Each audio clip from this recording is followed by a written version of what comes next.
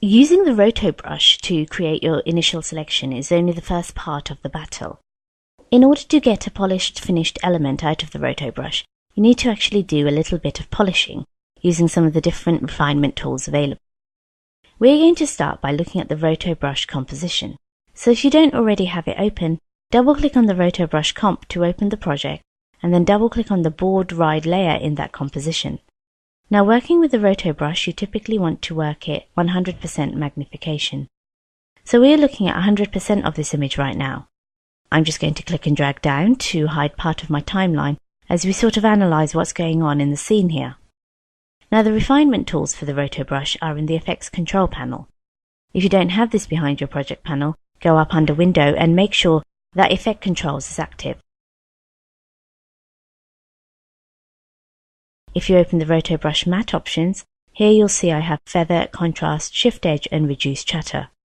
I haven't gone through the entire length of this clip and painstakingly painted the individual selections of the rotobrush. That's part of the process of using the rotobrush, just making sure that you have your initial selection. But I do want to show you the first couple of frames here in my span. Let's say this is looking relatively close to what I want. Well, I want to refine the selection of this edge. How do I know whether or not this shift is something that I can fix using one of these controls?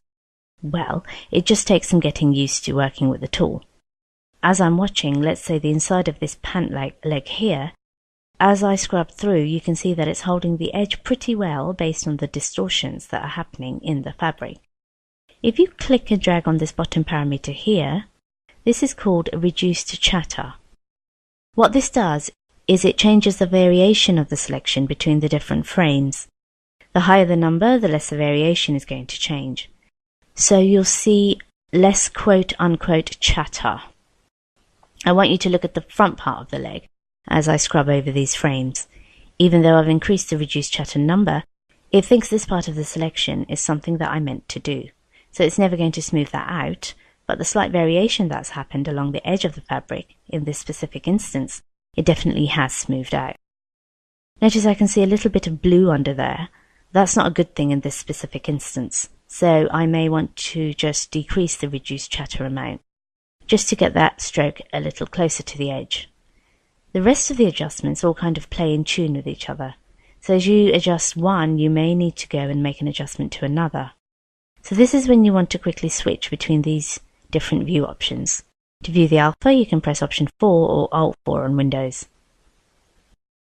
Now the alpha gives you a little bit better insight as to how quickly the edges of the mask are going to move.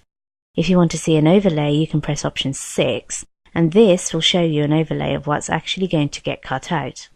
Now sometimes it just makes sense to go to your composition panel and look at your footage over top of whatever is you're trying to composite. Since I don't have anything in my composition, I'm going to increase the view of my timeline and just add a layer solid behind our selection. So go up to layer and just choose new solid. I'm going to make sure it's the comp size and then click OK. The fact that it's blue is fine. We can go ahead and drag it underneath of our selection. I'm looking at the edge and I'm realizing that it's rather jagged. But before I make a final determination, I want to make sure that my magnification is set to 100%. Now when I press the spacebar to grab my hand tool and reposition, you can see it's really not that jagged. But I can go ahead and reselect layer 1 and make adjustments to my refined edge selections in the rotobrush matte area. If I click and drag on the feather selection, I'm softening the edge of the matte. See this part on the inside of the knee? It's so soft that I'm actually getting some of the white poking out from underneath.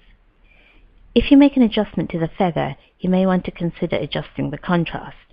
The contrast will get stronger or weaker as you click and make an adjustment. So notice as I'm adjusting the contrast down, I'm starting to see more of the image here. That's because the feather is becoming softer. So I could decrease the amount of the feather here, and notice now the line is tightening up the edge over our leg.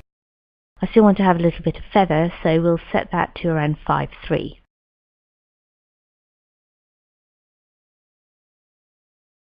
Now since the edge here isn't quite as tight as I would like, that's when I could go ahead and shift the edge. If you make the number greater, it's going to go ahead and select more of the area. You can make the number smaller and shift the key in more closely to your object. Now, since we're kind of rotoscoping a dark object, this change is kind of being magnified in this specific example. But all in all, I think this is actually generating a pretty decent mask for my isolation of this individual element. Before you make your final decision as to whether or not this is truly good enough, you need to put in your finished graphics underneath and then render the file just to preview whether or not you like how it's mixing in. Obviously, when you're trying to match a foreground element to a background element, sometimes you'll probably want to consider using some other filters to blend those two elements together, like using some color correction techniques so the black levels and white levels balance between the two elements.